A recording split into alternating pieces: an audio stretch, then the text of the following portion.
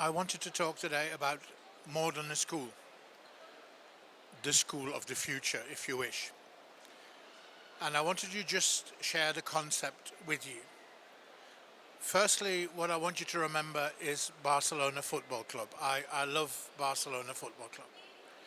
And the reason I love Barcelona Football Club is not because of Messi, not even because of Johan Cruyff, but I love Barcelona Football Club because of its motto and what it stands for. The motto of Barcelona Football Club is Més que un club, which Catalan translated into English means more than a club.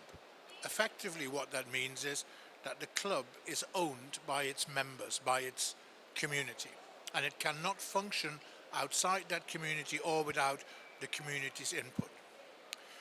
Now, let's just take that idea and move it into a school scenario. Let's just say that we could create something that is more than a school, that is owned by its community, and that cannot live or function without the input and the contribution of that community. Now, why is that necessary? The change is necessary because the system we currently have globally is outdated. It goes back to the second industrial revolution from approximately 1870 to 1914, when in the first industrial revolution before that, we'd moved from home industry, human industry, to manufacturing. In the second industrial revolution, we moved from manufacturing to mass production. In order to make that mass production happen, we needed to skill people in a massive and mass way. So schooling came in essentially to serve the economy. We had big industries, shipbuilding industry, coal mining industry, cotton industries, and they needed many, many workers. So we skilled them up in school, not too far, just enough to fulfill that need. Then the gates of the school opened and the gates of the factories or the coal mines opened, and one streamed into the other. You move forward almost 100 years and we're entering the fifth industrial revolution, that era where we will actually talk about interaction between humans and machines, which is a very personalized approach. Yet, if you look at our schooling system, we still have a system that functions as if it's the second industrial revolution. We still have thousands of children in the same building, many in the same classroom, all facing the front, all having to put their hand up when they need to go to the toilet. We've replaced the blackboard with the whiteboard. We still have one teacher per class. We still teach subjects, and we still test children. Now, if you think that through, let's have a look what actually happens. So we have a government in whichever country, of whatever persuasion, a government that decides what children should be taught. We call that a national curriculum. The schools become the medium to teach the children what the government thinks the children should be taught. And the teachers within the school are the deliverer. In order to make sure that that process happens, we teach and test, and we inspect.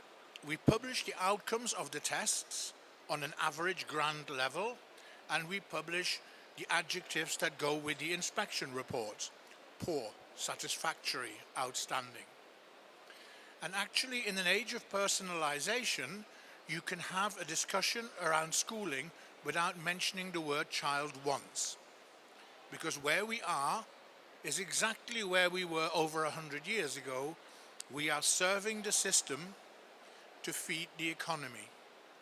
Except that everything around us has changed. The economy has changed. Our society has changed. Yet we still live in this world of the definition of insanity. Keep doing the same thing and expecting different outcomes. Now imagine schools that are at the heart of the community, where everybody knows every child beyond the grade the attendance percentage, the potential special needs or gifted and talented tag, or whether they are well behaved or not. Where we understand children's aptitudes, children's likings, children's desires and aspirations, and where we know them that well enough, where we can build scaffolding around every individual child in order for them to climb as high as they can or want to. In order for that to happen, we need to begin to think and ask ourselves the question, well, who is the teacher? And what is the role of the teacher?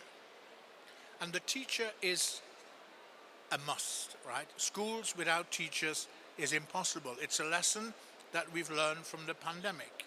My daughter's happiest day in 2020 was the day when she could go back to school, interact with her teachers, and be with her friends.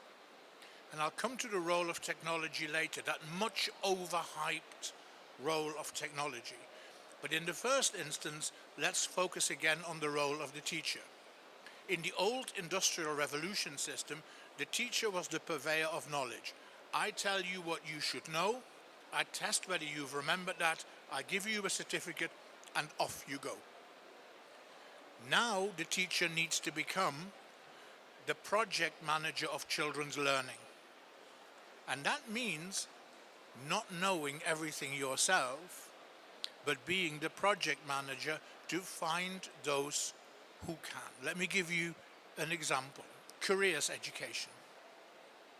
Actually, there is a big question as to whether teachers should be involved in careers education at all, in knowledge terms. I don't think they should be. I think they should be the project managers.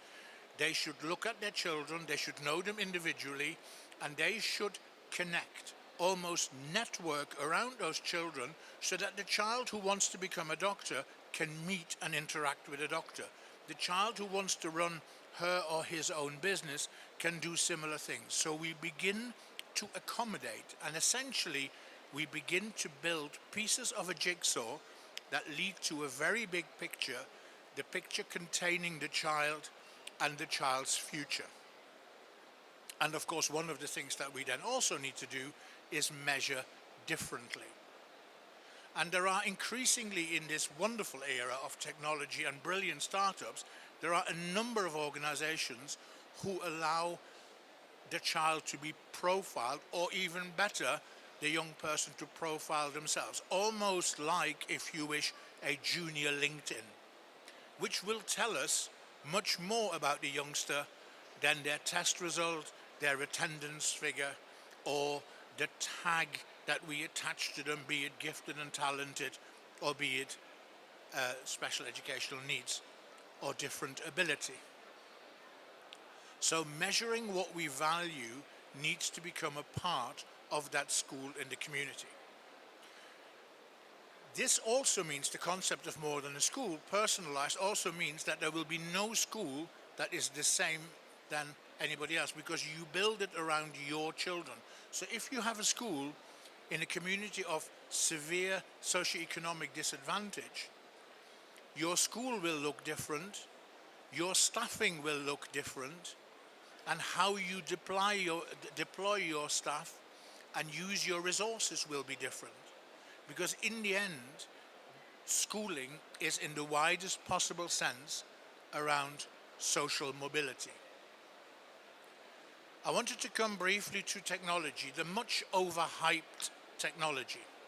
Technology is brilliant, isn't it?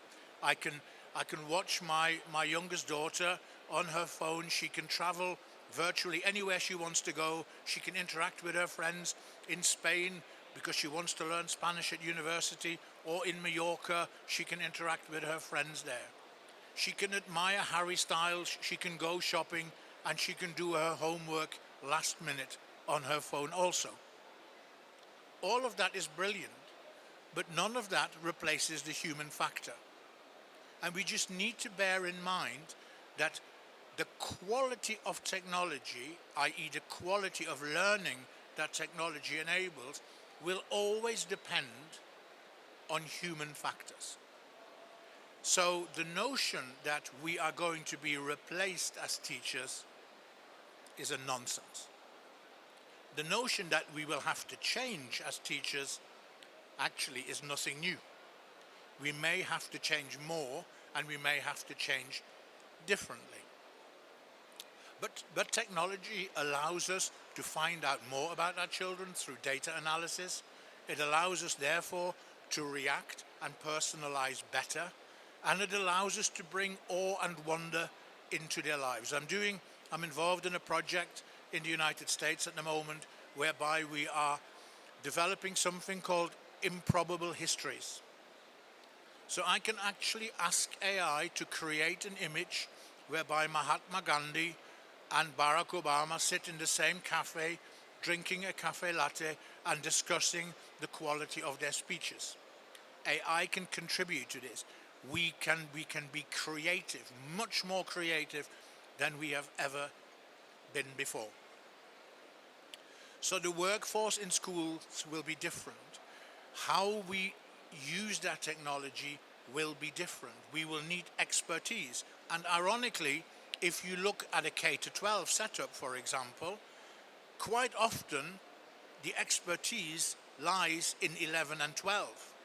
And perhaps we should deploy and employ our young people to engage with the much younger ones, and our young children, our older children, become the teachers to the younger children.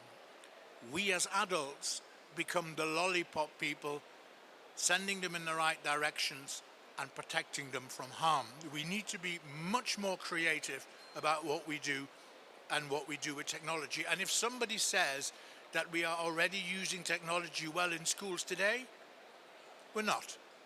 It's nonsense. My daughter gets on the bus to school. As I said, she's on to her friends in Spain and checking Harry Styles and doing the shopping and all those things. She gets off the bus, walks onto the school premises, and the message is, turn that thing off. And then it's turned off till 3 o'clock. And in the interim, the internet use in school is no more than guided directions by teachers. Look that up, do this, do that, don't go there. So there is no learning. Effectively, internet use in schools is a modern day library at best. Imagine the lesson where a teacher walks in and says, have you all got your phone on you today? I hope it's charged up. Can you turn it on now? Because today we're going traveling in Spanish to Spanish-speaking countries. Here is your brief. This is your research project. You must work together in Spanish, the language itself. Off you go. Why aren't we doing that? Not because we can't, but because as teachers and as institutions, we're scared to lose control. We need to trust our children as much as they trust us.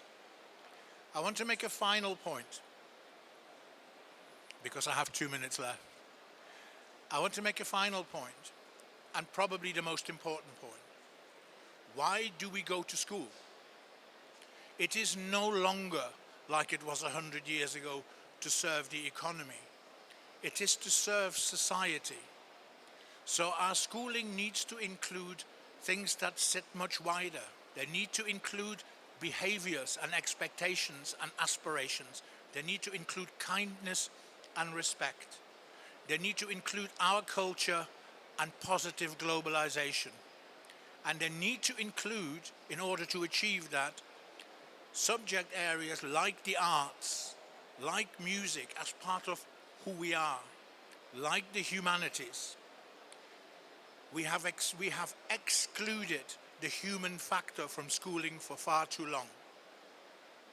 If we continue to do this, we will end up with a country with reasonably well-schooled children, but a very ill-educated public. And there is no future in that. So I think the answer is simple. Probably to achieve it is a little bit harder.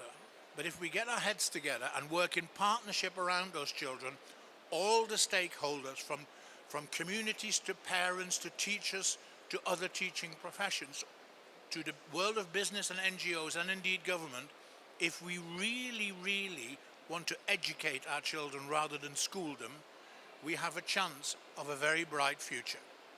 Thank you very much.